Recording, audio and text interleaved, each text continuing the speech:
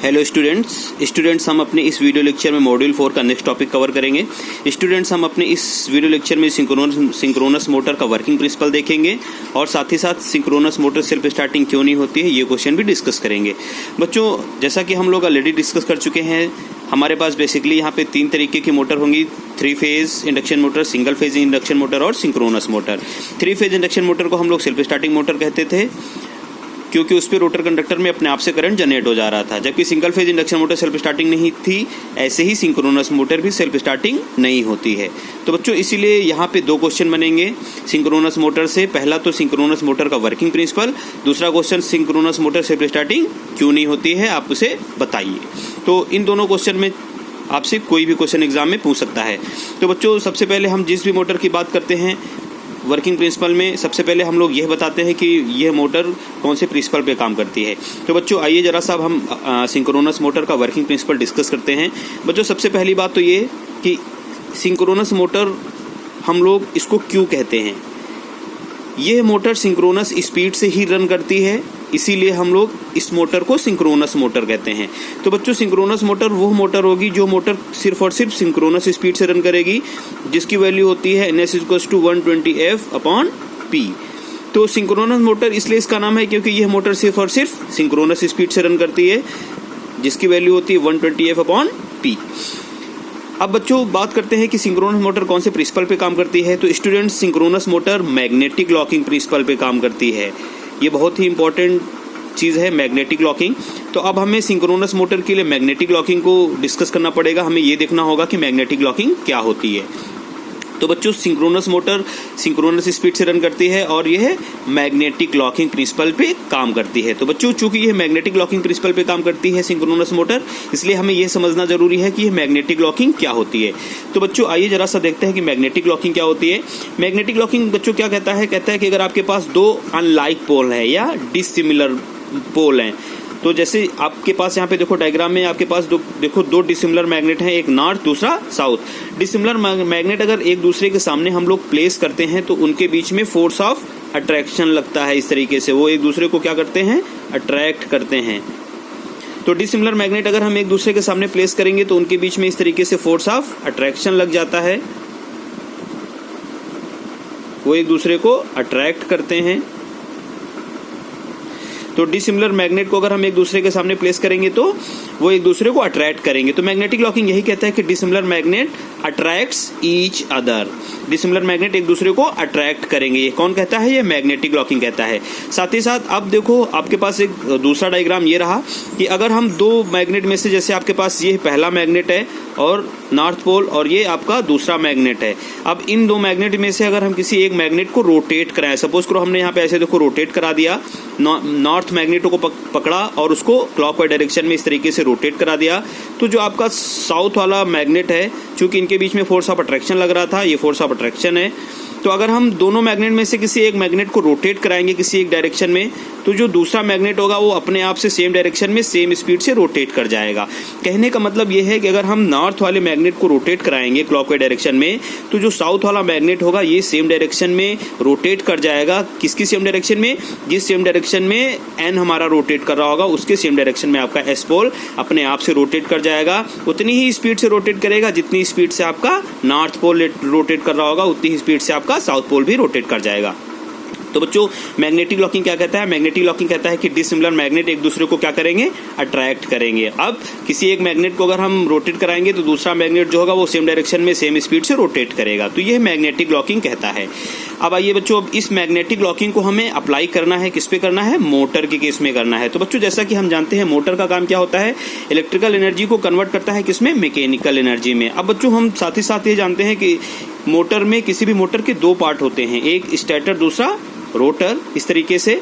तो हमने यहाँ पे डायग्राम में आपको दिखा रखा है इस तरीके से, जो गोल गोल पार्ट है ये आपका स्टेटर होगा इस तरीके से, ये आपका स्टेटर हो गया, और ये जो दूसरा वाला पार्ट है इसके अंदर, इसको हम लोग क्या बोलेंगे, रोटर बोलेंगे। तो बच्चों आपकी कोई भी मोटर तब रन करती है जब आपका रोटर रन करता है, और रोटर आपका कब रन करेगा, जब रोटर पे टॉर्क लगेगा। तो अब ये रोटर पे टॉर्क कैसे लगेगा, हमें इस चीज को देखना है। तो बच्चों सबसे पहले जो मोटर होती है हम वही वाली सप्लाई दे देते थे। सप्लाई कहाँ पे दे देते थे, स्टेटर पे दे देते थे। स्टेटर आपका जो ये गोल वाला पार्ट बाहर है इस तरीके से, सर्कल वाला पार्ट, इसको स्टेटर बोलेंगे। इसके अंदर जो हमने ये प्लेस करा रखा है इसको रोटर बोलेंगे। तो इस तरीके से आपने स्टेटर और रोटर का डायग्राम रिप्रेजेंट कर दिया। अब चूंकि बच्चों देखो हमें यहाँ पे स्टेटर और रोटर में पोल्स कंसीडर करने होंगे मैग्नेटिक लॉकिंग के लिए, और वो पोल्स कैसे कंसीडर करने होंगे, वो पोल्स अनलाइक कंसीडर करने होंगे, मींस डिसिमिलर मैग्नेट हमें कंसीडर करने होंगे। तो बच्चों हमने यहाँ पे स्टेटर के डिसिमिलर मैग्नेट अगर हम लेंगे तो एक नॉर्थ होगा तो दूसरा साउथ। तो स्टेटर के जो डिसिमिलर मैग्नेट होंगे उनको हमने N1 और S1 ले लिया। ऐसे ही रोटर के जो डिसिमिलर मैग्नेट होंगे उनको N2 और S2 ले लिया। तो बच्चों कहने का मतलब ये है, जो स्टेटर के पोल्स हो गए वो N1 S1 हो गए, और रोटर के जो पोल्स हो गए वो N2 S2 हो गए। तो अब इन्हीं पोल्स को हमें यहाँ पे प्लेस कर देना है डायग्राम में। तो स्टेटर आपका ये रहा। स्टेटर में अगर हमारा नॉर्थ पोल यहाँ पे होगा इस तरीके से, ये नॉर्थ पोल हो गया आपका, इस तरीके से ये नॉर्थ पोल होगा। तो इसके सामने ही अपोजिट, कहाँ पे, इसके सामने ही अपोजिट यहाँ पे आ जाएगा आपका साउथ पोल, इस तरीके से S1। तो N1 के सामने इस तरीके से S1 को प्लेस कर दिया। तो स्टेटर के पोल्स दो हो गए, कौन कौन से, N1 और S1। अगर हम दो पोल की मोटर कंसीडर कर रहे हैं तो स्टेटर के पोल कौन से हमें कंसीडर करने होंगे, N1 और S1, क्योंकि मैग्नेटिक लॉकिंग कहता है कि डिसिमिलर मैग्नेट होने चाहिए। क्लियर होगी बच्चों ये बात। अब देखो दूसरा पार्ट आपका रोटर था। रोटर के देखो दो डिसिमिलर मैग्नेट कौन कौन से हैं, N2 और S2। उन N2 और S2 को भी हमें यहाँ पे ऐसे रिप्रेजेंट कर देना होगा। रोटर के पोल्स हो गए N2 और S2 इस तरीके से। अब बच्चों आपकी मोटर कब रन करेगी, मोटर आपकी तब रन करेगी जब आपका रोटर रन करेगा। तो ये रोटर रन करने के लिए रोटर पे टॉर्क लगना चाहिए। अब वो टॉर्क कैसे मिलेगा इस चीज को हम लोग देखेंगे। तो बच्चों अब सबसे पहले जो वाली मोटर होती थी हम लोग वही वाली सप्लाई देते थे। तो अब यहाँ पे सिंक्रोनस मोटर चूंकि ना तो 3 फेज कह रहा ना तो सिंगल फेज कह रहा, तो हम लोग यहाँ पे दोनों ही सप्लाई दे सकते हैं। 3 फेज भी दे सकते हैं और सिंगल फेज भी स्टेटर में हम लोग सप्लाई दे सकते हैं। लेकिन 3 फेज का रिस्पॉन्स बेटर होता है, एफिशिएंसी ज़्यादा होती है, आउटपुट ज़्यादा अच्छा होता है, ज़्यादा होता है सिंगल फेज के कंपेरिजन में। इसीलिए सिंक्रोनस मोटर में भी हम लोग 3 फेज AC सप्लाई प्रेफर करते हैं। तो बच्चों 3 फेज AC सप्लाई हम लोग कहाँ पे देंगे, हम लोग स्टेटर में देंगे। तो इस तरीके से स्टेटर में हम लोग इस तरीके से रिप्रेजेंट कर देंगे, 3 फेज AC सप्लाई दे देंगे। 3 फेज AC सप्लाई कहाँ पे दे देंगे, स्टेटर पे दे देंगे। अब बच्चों जब स्टेटर में 3 फेज AC सप्लाई दे देंगे तो फिर क्या होगा, स्टेटर के पोल्स मैग्नेटिक फील्ड जो आपकी है वो जनरेट हो जाएगी, मींस स्टेटर के पोल्स आपके रोटेट करने लगेंगे। तो बच्चों जब हम स्टेटर में सप्लाई देते थे तो मैग्नेटिक फील्ड जनरेट होती थी, वो मैग्नेटिक फील्ड सिंक्रोनस स्पीड से रन करती थी।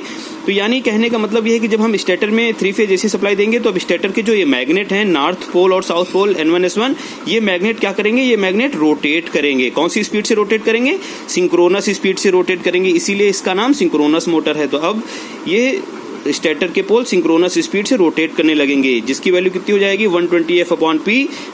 तो बच्चों अब 2 पोल की हमने मोटर कंसीडर करी है, तो 2 पोल के लिए स्पीड कितनी निकल के आ जाएगी, F आपका 50 होता है जनरली, और 2 पोल की मोटर है तो P की वैल्यू 2 हो गई। तो जब NS हम लोग यहाँ से सॉल्व करके निकालेंगे बच्चों, तो NS की वैल्यू आ जाएगी 3000 RPM। यानी बच्चों कहने का मतलब ये है कि जब हम स्टेटर में सप्लाई देंगे तो जो स्टेटर के पोल है, स्टेटर के जो मैग्नेट हैं, ये सिंक्रोनस स्पीड से रन करने लगेंगे। अब 2 पोल के लिए इनकी स्पीड जो होगी वो कितनी निकल के आ जाएगी, स्टेटर के पोल की 3000 RPM। तो बच्चों स्टेटर के पोल सप्लाई देते ही रोटेट करने लगेंगे, मैग्नेट रोटेट करने लगेंगे, कितनी स्पीड से, 3000 RPM की स्पीड से। अब बच्चों क्या होगा, अब देखो अब आपका मैग्नेटिक लॉकिंग होगा। मैग्नेटिक लॉकिंग से बच्चों क्या होगा, मैग्नेटिक लॉकिंग क्या कहता है, मैग्नेटिक लॉकिंग कहता है कि डिसिमिलर मैग्नेट एक दूसरे को अट्रैक्ट करेंगे। तो अब जब बच्चों मैग्नेटिक लॉकिंग होगी तो मैग्नेटिक लॉकिंग से स्टेटर का पोल रोटर के डिसिमिलर पोल को अट्रैक्ट करेगा। जब स्टेटर का पोल रोटर के डिसिमिलर पोल को अट्रैक्ट करेगा तो रोटर आपका मूव कर जाएगा और आपकी मोटर रन कर जाएगी। तो यानी जो आपकी मैग्नेटिक लॉकिंग होती है ये स्टेटर और रोटर के पोल में होती है, स्टेटर और रोटर के पोल के बीच में होती है। तो अब जो आपका स्टेटर का डिसिमिलर पोल होगा रोटर के डिसिमिलर पोल को अट्रैक्ट करेगा। तो स्टेटर का कौन सा पोल, N1। अब रोटर के पोल को अट्रैक्ट करेगा, कौन से पोल को अट्रैक्ट करेगा, S2 को। तो अब मैग्नेटिक लॉकिंग प्रिंसिपल से आपका जो स्टेटर का पोल N1 है ये रोटर के पोल को अट्रैक्ट करता है। रोटर के कौन से पोल को अट्रैक्ट करेगा, S2 को अट्रैक्ट करेगा। सिमिलरली आपका जो स्टेटर का पोल कौन सा, S1, ये किसको अट्रैक्ट करता है, ये रोटर के पोल को N2 पोल को अट्रैक्ट करता है। जब ये N2 पोल को अट्रैक्ट करेगा तो आपका रोटर क्या होगा, रोटर आपका घूम जाएगा, रोटर आपका मूव कर जाएगा। जब आपका रोटर मूव कर जाएगा तब आपकी मोटर रन कर जाएगी, आपकी मोटर रन कर जाएगी। बच्चों ये तो आपकी थ्योरी कहती है। अगर ऐसा हो जा रहा है तो फिर ये मोटर सेल्फ स्टार्टिंग हो गई। जैसा थ्योरी से ये चीज़ निकल के आती है कि स्टेटर का पोल रोटर के डिसिमिलर मैग्नेट को अट्रैक्ट करता है, मींस N1 S2 को खींचता है, अट्रैक्ट करता है, और S1 N2 को अट्रैक्ट करता है और आपका रोटर मूव कर जाता है। लेकिन ये चीज़ प्रैक्टिकली पॉसिबल नहीं है। तो बच्चों ये चीज़ लिखने के बाद हमें ये बताना होगा कि practically this is not possible. ये ऐसा खींचता तो है थ्योरी के अकॉर्डिंग, लेकिन प्रैक्टिकली ये पॉसिबल नहीं होता है। क्यों नहीं पॉसिबल होता है? क्योंकि स्टेटर के पोल की स्पीड बहुत ज़्यादा होती है। वो जब हम इसका दूसरा वाला पार्ट एक्सप्लेन कर रहे होंगे वाई नॉट, तो वहाँ पे भी हम इस चीज़ को डिस्कस करेंगे। तो बच्चों स्टेटर के पोल और रोटर के पोल के बीच में मैग्नेटिक लॉकिंग होती है, मींस स्टेटर का डिसिमिलर पोल रोटर के डिसिमिलर पोल को अट्रैक्ट करता है, मींस N1 स्टेटर का N1 पोल रोटर के S2 पोल को अट्रैक्ट करता है, और S1 N2 पोल को अट्रैक्ट करता है, और रोटर आपका मूव कर जाता है। फिर आपको इसमें कंटिन्यू कर देना है, but practically this is not possible. Practically ये पॉसिबल नहीं है, इसलिए हमें रोटर में अलग से DC सप्लाई देनी पड़ती है। तो इस तरीके से आपने रोटर है आपका, रोटर में वाइंडिंग्स हैं, इस तरीके से रोटर में आप अलग से सप्लाई दे देंगे, प्लस माइनस कैसी सप्लाई दे देंगे रोटर में, आप DC सप्लाई इस तरीके से दे देंगे और आपकी मोटर रन कर जाएगी। तो बच्चों ये हमारे पास सिंक्रोनस मोटर का वर्किंग प्रिंसिपल था।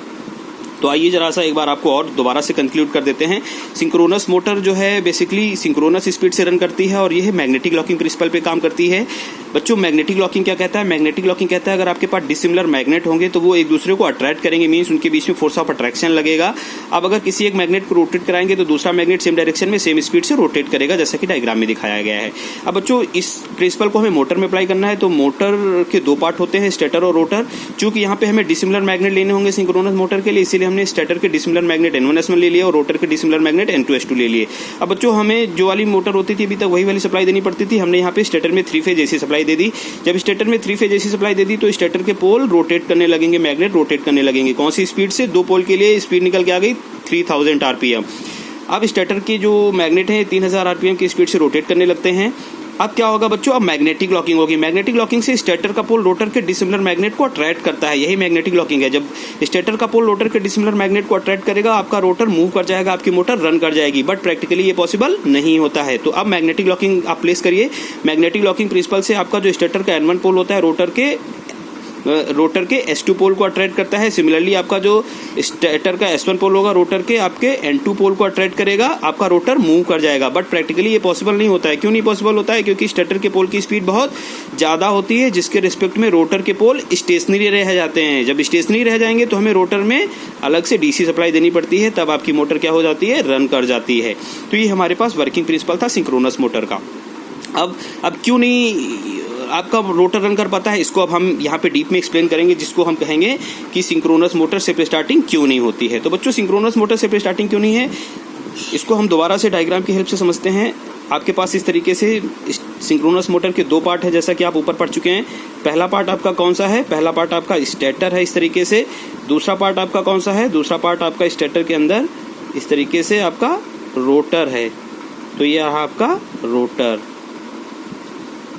अब बच्चों स्टेटर के पोल आपको मालूम है, स्टेटर के पोल हैं आपके N1 और कौन से? S1। ऐसे ही रोटर के पोल कौन से हैं? N2 और S2। अब बच्चों आप क्या करते हो? सबसे पहले आप 3 फेज AC सप्लाई देते हो। कहाँ पे देते हो? स्टेटर में। स्टेटर के मैग्नेट रोटेट करने लगते हैं, कौन सी डायरेक्शन में? कौन सी स्पीड से? सिंक्रोनस स्पीड से। अब 2 पोल के लिए जो स्पीड निकल के आई है वो कितनी निकल के आई थी? ऊपर अभी हम लोग डिस्कस कर चुके हैं, 3000 RPM स्पीड निकल के आई है 2 पोल के लिए। अब मैग्नेटिक लॉकिंग से स्टेटर का पोल रोटर के डिसिमिलर मैग्नेट को अट्रैक्ट कर रहा था, तो स्टेटर का पोल N1 रोटर के कौन से मैग्नेट को अट्रैक्ट करेगा? आपका N1 जो होता है ये अट्रैक्ट करता है रोटर के डिसिमिलर मैग्नेट को, यानी किसको? S2 को। ऐसे ही आपका जो S1 है, स्टेटर का S1 पोल रोटर के कौन से पोल को अट्रैक्ट करता है? रोटर के N2 पोल को अट्रैक्ट करता है। तो जब आपका N1 S2 पोल को अट्रैक्ट करेगा तो इस डायरेक्शन में जाएगा।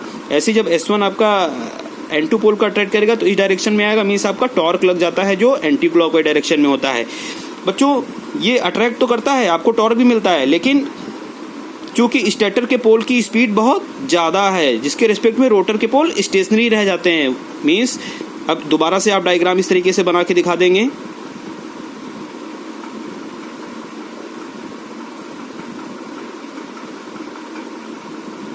स्टेटर के पोल की स्पीड बहुत ज़्यादा है, कितनी? 3000 RPM। तो ये अपनी पोजीशन को इजीली चेंज कर लेते हैं, बहुत जल्दी से चेंज कर लेते हैं। तो स्टेटर के पोल की पोजीशन को चेंज करना है अब, मीन्स जहाँ पे N1 था वहाँ पे S1 आ जाएगा, जहाँ पे आपका S1 था वहाँ पे N1 आ जाएगा। तो स्टेटर के पोल की स्पीड बहुत ज़्यादा है, इसलिए वो अपनी पोजीशन को इंटरचेंज कर लेते हैं, जबकि रोटर के पोल स्टेशनरी रहेंगे। तो रोटर के पोल स्टेशनरी रहेंगे, रोटर के पोल आपको वैसे ही रखने हैं। अब फिर से बच्चों मैग्नेटिक लॉकिंग होगी, जब मैग्नेटिक लॉकिंग होगी तो अब स्टेटर का पोल रोटर के डिसिमिलर पोल को अट्रैक्ट करेगा। मीन्स S1 किसको अट्रैक्ट करेगा, N2 को अट्रैक्ट करेगा, इस डायरेक्शन में आपका टॉर्क लगेगा। सिमिलरली आपका N1 किसको अट्रैक्ट करेगा, S2 को अट्रैक्ट करेगा, इस डायरेक्शन में आपका टॉर्क लगेगा। तो हम देखते हैं यहाँ पे जो पहले हाफ में देख रहे थे कि हमारा एंटी क्लॉकवाइज टॉर्क लग रहा था, आपकी हमारा क्लॉकवाइज टॉर्क लग रहा है। तो जो आपका रिजल्टेंट टॉर्क होता है ये 0 हो जाता है, इसीलिए आपकी जो मोटर होती है वो रन नहीं कर पाती है। तो बच्चों ये हमारा टॉपिक था। तो जब हम नॉट सेल्फ स्टार्टिंग है तो हमें दोनों डायग्राम में एंटी क्लॉकवाइज टॉर्क और क्लॉकवाइज टॉर्क बना के रिजल्टेंट टॉर्क 0 करके दिखा देना है। लेकिन जब हम यहाँ पे इसके सिर्फ वर्किंग प्रिंसिपल को डिस्क्राइब कर रहे होंगे तब हम ये बताएंगे कि स्टेटर का पोल रोटर के डिसिमिलर मैग्नेट को अट्रैक्ट करता है, बट प्रैक्टिकली ये चीज़ पॉसिबल नहीं होती है क्योंकि स्टेटर के पोल की स्पीड बहुत ज़्यादा होती है, इसीलिए हमें रोटर में अलग से डीसी सप्लाई देनी पड़ती है। मीन्स हमें ये डायग्राम छिपा लेना है, वहाँ पे इस चीज़ को एक्सप्लेन नहीं करना है। अब बच्चों अगर ये दिक्कत आ रही है, सेल्फ स्टार्टिंग नहीं है, तो इसको कैसे सेल्फ स्टार्टिंग बनाएंगे। सेल्फ स्टार्टिंग इसको हम डैम्पर वाइंडिंग का यूज़ करके बना सकते हैं। सिंक्रोनस मोटर को सेल्फ स्टार्टिंग हम लोग डैम्पर वाइंडिंग का यूज़ करके बना सकते हैं। दूसरा, अगर हम रोटर के साथ एक स्मॉल डीसी मोटर कपल कर दें, एक स्मॉल डीसी मोटर कपल कर दें,